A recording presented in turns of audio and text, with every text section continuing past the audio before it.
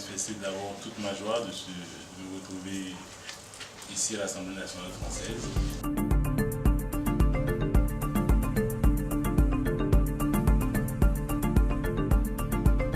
Il faudrait qu'on essaie peut-être, dès qu'on en aura l'occasion, d'obtenir qu'il y ait au moins 10% intégralement de la taxe sur les transactions financières qui soit affectée à l'aide publique au développement et notamment pour compenser l'éventuelle baisse sur le Fonds mondial.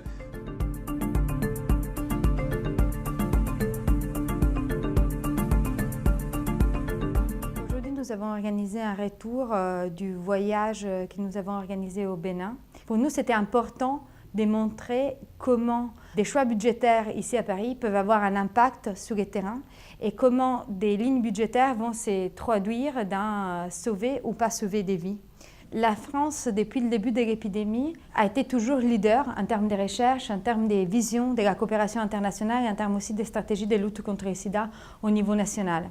Aujourd'hui, la France est deuxième contributeur au Fonds mondial et sûrement un leader dans la lutte pour la santé de tous dans le monde. Nous avons rencontré les élus qui sont au niveau de la commission de santé, notamment le groupe SIDA et à l'Assemblée nationale, et ces enjeux qui ont été tout à fait compris par ces élus locaux leur ont également permis de se faire également une idée de l'efficacité de la contribution française aux ressources du Fonds mondial. Je m'appelle Fogue Foguito, je viens du Cameroun, de l'association Positive Generation. En fait, Positive Generation, c'est une organisation de personnes infectées et affectées par le VIH-Sida créée en 1998. Comment se fait-il qu'on peut construire les routes? Ce sera pour qui? Pour des malades, pour des morts vivants?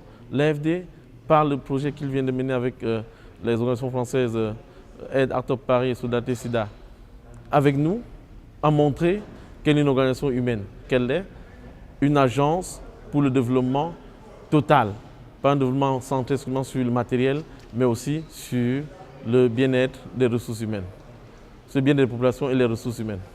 C'est pour cela que j'ai dit, au nom de mon organisation Positive Generation et au nom de toutes les autres associations partenaires, merci à l'AFD.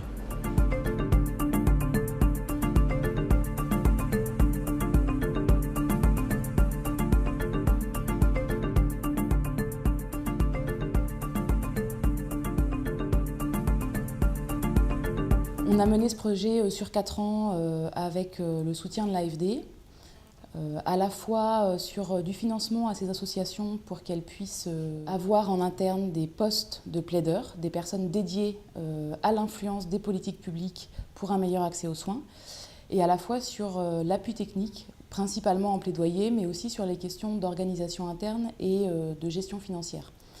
C'est un projet que nous terminons aujourd'hui, donc les premières leçons que nous en tirons à la fois nous dans nos organisations et sur une évaluation externe sont extrêmement positifs par rapport à ce que les associations ont mené et ont porté comme dynamique de plaidoyer et l'impact qu'elles ont eu sur les contextes de la lutte contre le sida.